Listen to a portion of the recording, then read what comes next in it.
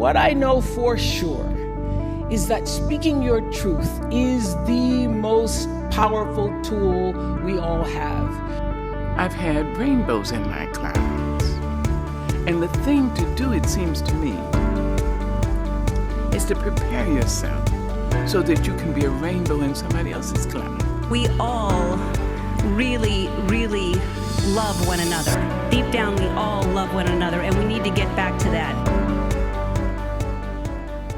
Hi, welcome to the Authentically You podcast. I'm Dr. Julie Ducharme, and I'm excited to be back. As many of you know, we took a little break during COVID. I wanted to spend some very much needed time with my families and kids, and also starting a new business, which you guys will hear off and on throughout the podcast about those different things as I talk about it. But as you know, my passion is really about inspiring people to their authentic path. And I wrote about that in my book, Authentically You.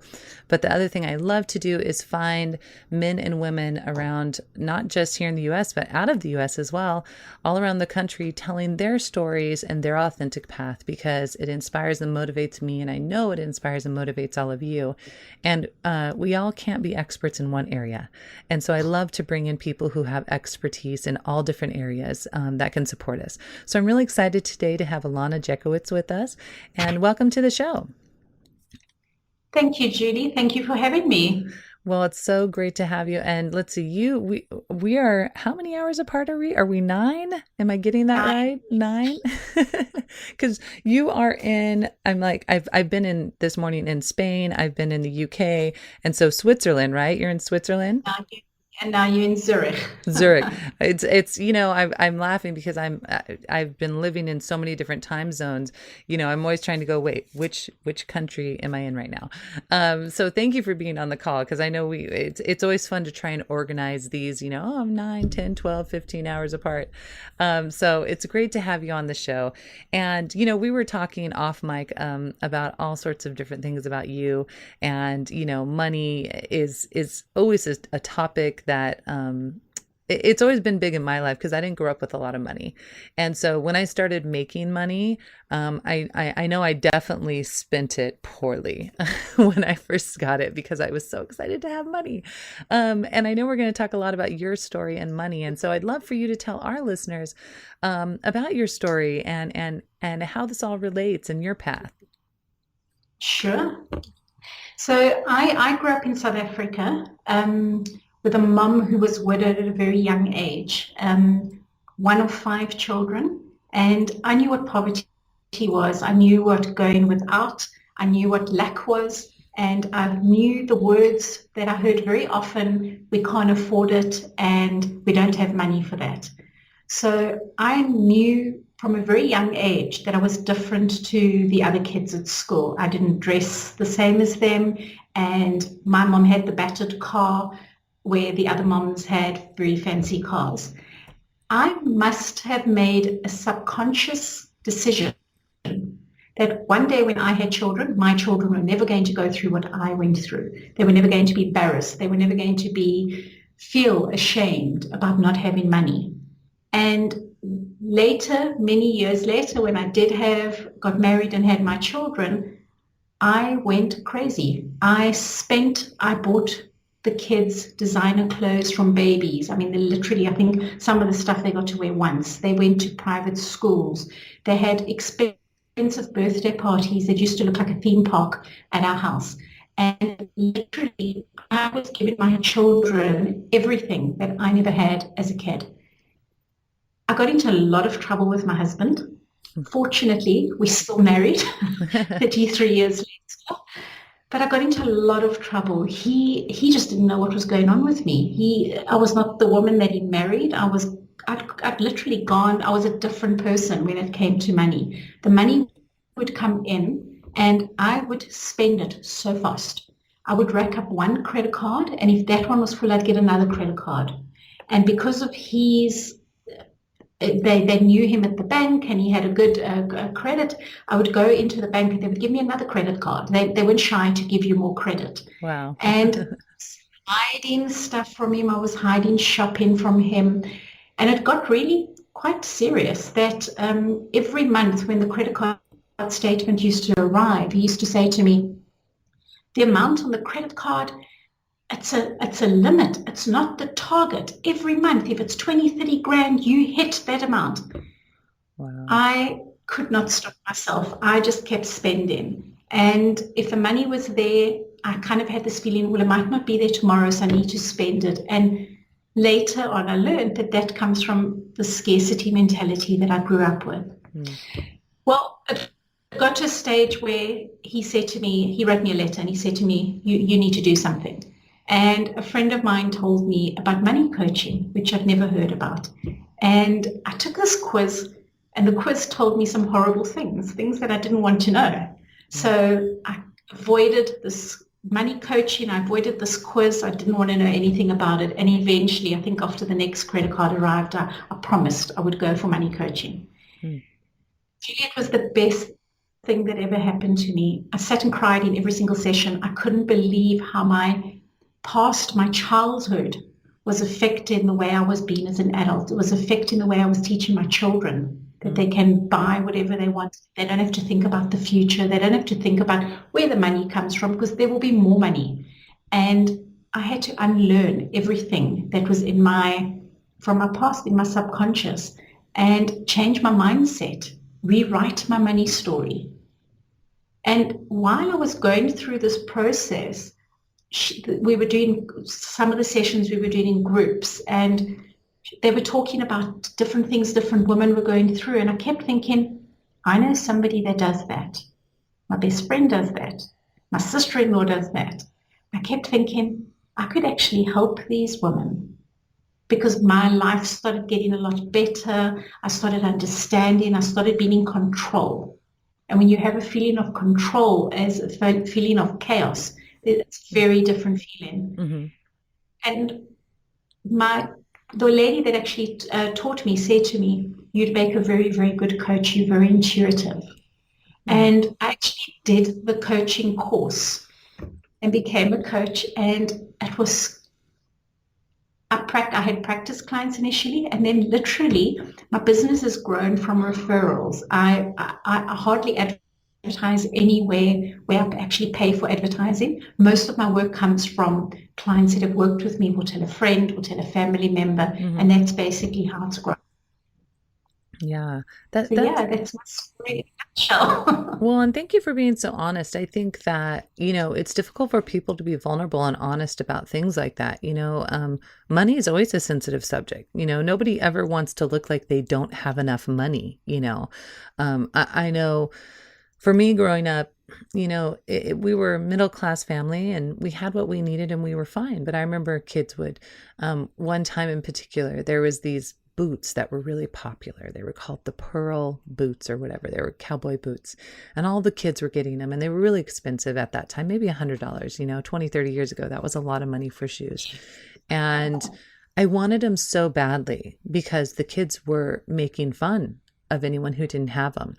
And, kids sometimes would say like, hey, Walmart girl, what's up? And so you get these things in your head because you have people, really making you feel bad that you don't have a lot of money. And so, and it wasn't that, we had plenty of money, but my parents weren't going to go spend $150 on a pair of shoes for me. They were practical people. And I was very thankful for that, because much later in life, I was a practical person. And so when my kids say things like, Mom, I really want to get this, I'm like, that's ridiculous. But I definitely had my moments when I was very young and I got my first credit card, and it was like, oh, wow. Like, you think, oh, free money, you don't think about paying it back. And oh, the power of swiping that card, and it doesn't come out of your banking account. And I remember learning too, I'd got this, my bank would do this overdraft fund.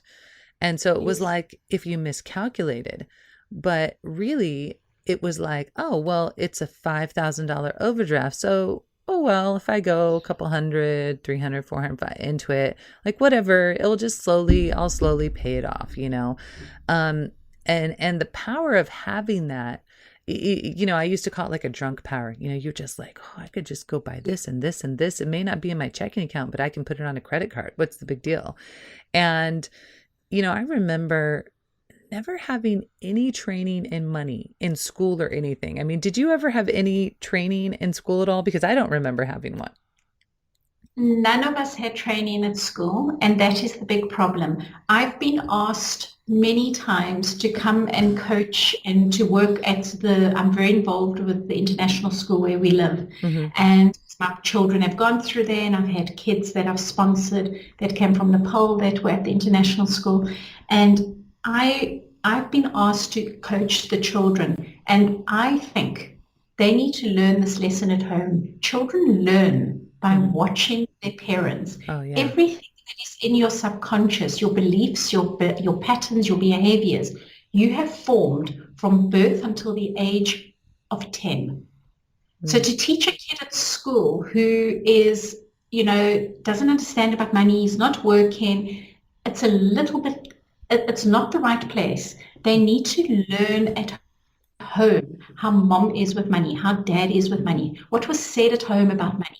What conversations, so many of my clients, some of the exercises we do, where there fights about money. And there's so many different variations I've heard of. We never spoke about money, but I knew that we never had money because the sheriff of the court used to arrive at our house to want to detach our furniture or my dad's car. Yeah. Things like this. So children see from a very young age, and that becomes their beliefs. That becomes their belief system. So Yeah. I believe that's why I choose to work with adults who can train their children. You can show your children, and I've got blogs on Teach Your Children about being mindful about money, how to work with your children with money, as opposed to teaching the kids later. The parents need to teach it at home. It's something you teach your children. Yeah. Yeah. And I mean, sorry, I interrupted. Oh, no. You know how it is, podcast. We have these delays.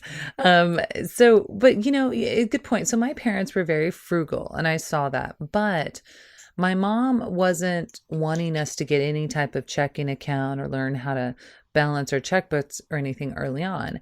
And then when I went to college, it was like my mom at first was like, well, I'll just send you checks. You don't need a checking account. And I'd say, Mom, I got to be able to pay my bills. I need to put money in there, and so I went and started my bank account on my own. And, it was one of those things where I wish that I had started something maybe at 16, practicing putting money in my account, learning to pay that out, to balance my checkbook. Because when you start getting money and have had to live a frugal life, and I think many people do this, you get excited at the thought of being able to buy something new, and, Absolutely. I remember that. And so, I know myself, like I really had to retrain myself, suddenly you start paying for things and you go, okay, mom and dad aren't paying for it anymore. And I've got to pay my phone bill, my rent bill. And so it makes so much sense. And I know this is a struggle for a lot of people. Do you find that you have more men than women doing this? Do you see a cultural, tie to this at all? I'm just curious. So I've been mainly working with women, and a lot of women that come to me because their businesses aren't making money. So their businesses aren't making money, and they're kind of like, and I often say to them, if your business isn't making money and you're doing something that you love, maybe it's a hobby. You need to look differently, and you need to look where the opportunities are to make money. So I mostly work with women, although I do work with men as well. The men, I find a lot of men are not as forthcoming to talk about money. They are so embarrassed that somebody might know how bad they are with money that they don't actually want to deal with it. Where women are more vulnerable, women are more open. Women will have conversation, or will sit and cry in a group and talk about what's going on. But a guy is much more, I find, the men are a lot more closed to do it. So I have got probably about 80% are women, the rest are men. And if the man comes, he's come because his wife has made him come. Yeah. And it makes sense to me. I would say too, I see most of my girlfriends are in charge of the bills, and they're in charge of the money where, I'm not saying that's for every household, but I just noticed that with a large group of women that I work with. And, it's true. I think women are more vulnerable when it comes to that. It's part of like I think our personality. And, it doesn't mean though, this is like 20 years ago, but I had a girlfriend who was married and she had to give her husband a separate checking account and put money in it because he was just draining their money. And, that was her fix for it was, okay, you don't have access to the accounts anymore. I will just give you so much money in your account and that's yours to spend and that's it. And I'm just curious, do you think that is healthy or do you think that really there needs to be more of a building of that, so instead of fixing the problem, it was like, this is just what you get. And I'm just curious of your thoughts on that. I think, Julie, there needs to be communication. And I work with a lot of other coaches. At the moment, I'm working with a love coach, a relationship coach. And we often have talks about how couples get into a relationship or into a marriage. They've spoken about everything from the dress to the cake to the house to where they're going on holiday, what they're going to call their children, but they never talk about money. He has an assumption that she's going to be working as well, and this is how much they're earning now as a couple without children. She has the idea that when she gets married, she's going to have 4 children and stay at home and drive the big SUV and have this life that she wants with the au pair or whatever. They never ever talk about it. Yeah. So the time there's miscommunication or no communication. I think the way what you explained now, and it's very difficult, I don't want to take it out of contents, but it sounds nearly like you would do to a teenager or to a child, to set up an account for them. Right. And I mean, that sounds really like I was. That's, when I was sort of draining the funds from myself. There is solutions. There is a solution to that. I don't necessarily think it is just that's what you get to spend. That's not a solution. It's going to, you find ways. I found ways, sorry, it's my son, to actually get money without my husband knowing. Yeah. And to be honest, you're as you say that, I think about a couple of friends who did that. They just got cards in their own names. The husbands didn't know about it. And you're right. I mean, I really think it's a relationship thing. My husband and I, we had to eventually come up with, okay, if we're going to spend more than this much money, we need to let each other know. Exactly. When we first got married, there was a couple big purchases and I was like, what is going on? Why did you buy that? And then we talked about it and we were like, okay, listen, we can't just assume, like we need to communicate with each other. If you're going to spend that, we need to talk about, can we afford it? And of course now it's like the opposite. My husband is super, super frugal and, great with money. But, when you first get married and you're 19, 20 years old and you're young, you're just kind of like, well, no one's ever talked to me about this, so here we go. And I think it's fantastic that you're trying to do some coaching with the young kids because, I mean, I just feel like that should be a class in every school around the world, is how to deal with money. I just think it's so important. Well, I want to talk a little bit about, you help people. And so I'm on your website and I see you have a money type quiz. I know you have some different approaches. And so I'd love for our listeners to learn about what it is that you do in coaching and how they can get connected to you. Okay. So I've got a 9-week program. I've just actually about like literally any minute to launch an online course, which will be a 9-session course with videos and workbooks. But with this course, I'm not going to be just putting the course out there. People buy the course and they never finish it, like courses that sit on your shelf. I actually still coach them. So I coach them instead of for 9 sessions, I coach for 3 sessions at the beginning, at the middle, and at the end, so that I make sure they finish it, that I take them through the program. And that is the one way of working with me, which, as I said, is going live literally any minute now, probably next week.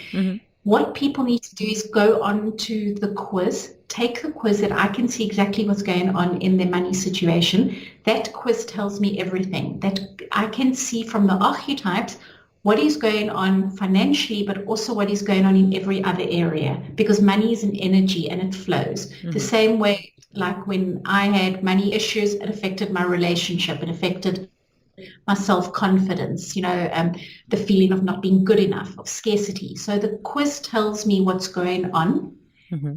When I coach with the person, I go really deep into where did that stem from? Where does it come from?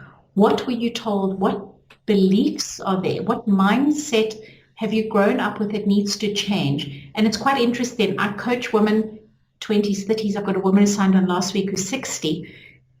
And she says, they all say, I wish I did this early. I'm so embarrassed that I haven't figured this out yet. There's no right age. Everybody does this when they're ready. When they're ready to change their money story, they're ready to think about money in a different light.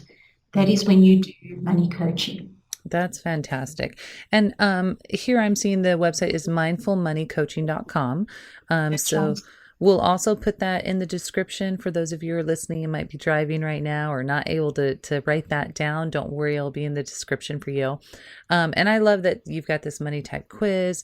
I love, the online approach is great, especially right now as we've dealt the last 6 months with so many strange situations with COVID. And so, this means that those of you who are listening who are thinking about this, you have no excuse. You have no excuse because it's online. So are there do you have social media or any other links that you want our listeners to learn about? Or is the best place to go your website? The website, I'm on LinkedIn. It was actually quite embarrassing. Just before I was waiting for your call, I actually went onto LinkedIn to go and look for something, and I saw somebody had sent me a recommendation in June that I hadn't actually, in October, that I hadn't actually even seen. Because I'm busy with the coaching, I don't always keep it up myself, where it's actually current. So I always promise myself that I'm going to post more and do more on it. But I do use LinkedIn because most of the people that come to me are professional. They've got small businesses or businesses. I don't like to use the word small business. I always say if you've got a small business, you're going to keep it as small. It's a mindset. Yeah. So a lot of the people find me through LinkedIn or through my website. Okay. I've also just recently started using Instagram, but it's like quite small still. Oh, it's, keeping up with social media is tough. I mean, I always tell my husband I need a person just to social media for me. So I can definitely relate to trying to keep up to that. I tell myself that too. I'm going to put more out there. And then before you know it, I'm playing catch up. Well, it has been fantastic talking with you today. Money, and especially in this day and age with the craziness of COVID and people losing jobs and people having to figure out how to make ends meet. I think this is such an important topic. And I really do think, as you said, it's connected to our self-worth and our upbringing and our culture. I think those are two just really important aspects. So I really want to encourage you guys to reach out, check out the website, mindfulmoneycoaching.com. And thank you so much for being on our podcast today. And we look forward to seeing what you're doing in the future. So as I always say, live, love, laugh, and always be your authentic self.